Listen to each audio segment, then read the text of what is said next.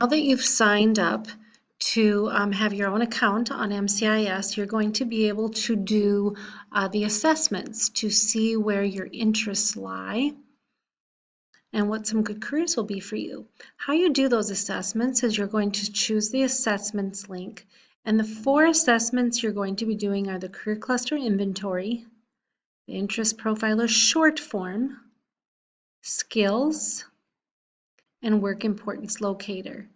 So again, Career Cluster Inventory, Interest Profiler Short Form, Skills, and Work Importance Locator. The first one, Career Cluster Inventory, is pretty basic in that it's going to give you a bunch of activities and you're going to rate those that you would like to do them very much, like them, not sure, or dislike. I would advise you not to use not sure very often, or you don't get very good results.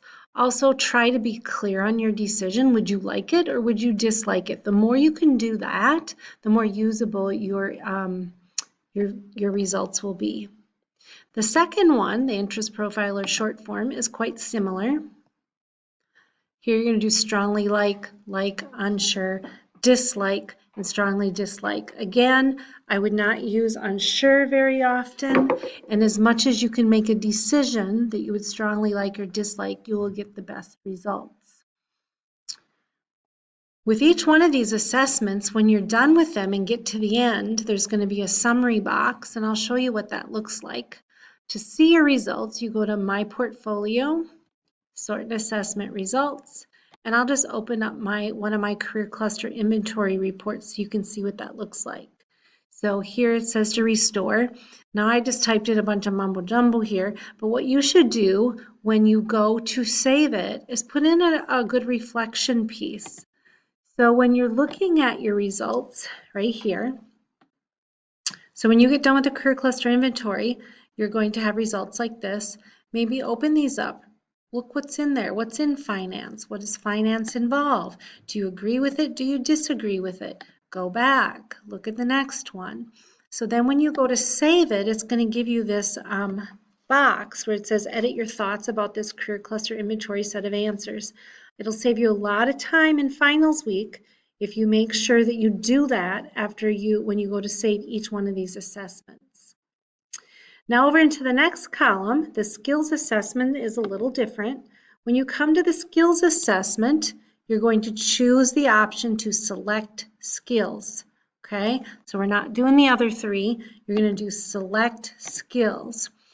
With this assessment, you need to first understand what do all of these terms mean. If you're not sure what coordinating means, grab a hold of it, drag and drop it down in this question mark box, and it shows you exactly what that definition is.